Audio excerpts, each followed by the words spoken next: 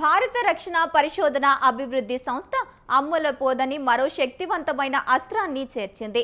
దేశ రక్షణ సామర్థ్యాలను కొత్త శిఖరాలకు చేర్చే క్రమంలో నిన్న ఒడిశా తీరంలో integrated air defence weapon system తొలి ప్రయోగ పరీక్షను విజయవంతంగా నిర్వహించింది. ఈ విజయాన్ని రక్షణ మంత్రి రాజ్నాథ్ సింగ్ సోషల్ మీడియాలో పోస్టులో వెల్లడించారు.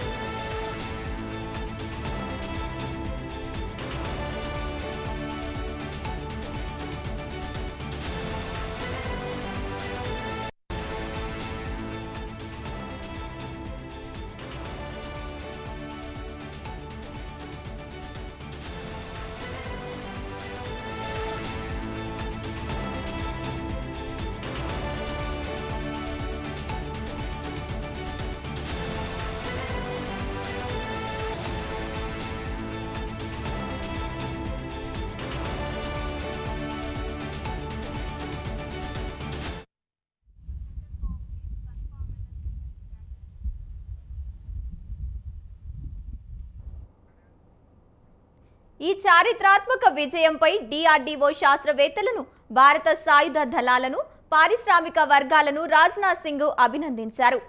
ఐఏడిడబ్ల్యూఎస్ విజయవంతమైన అభివృద్ధికి కృషి చేసిన డిఆర్డీఓ, సాయుధ దళాలు, పారిశ్రమలకు ఈ అభినందనలు తెలిపారు.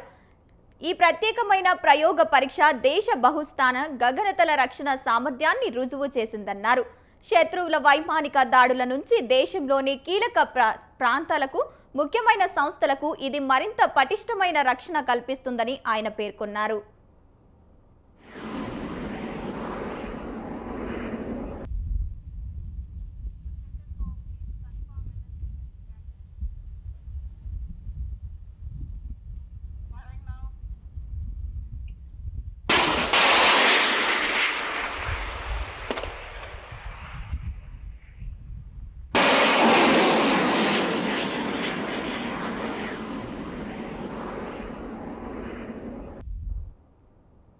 Integrated air defence weapon system అనేది ఒకే వ్యవస్థ కాదు.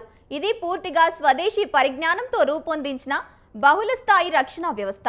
ఇందులో quick reaction surface to air missile, advanced very short range air defence system క్షిపణులతో పాటు అధిక శక్తివంతమైన లేజర్ ఆధారిత డైరెక్టరేట్ ఎనర్జీ వెపన్ కూడా ఉన్నాయి.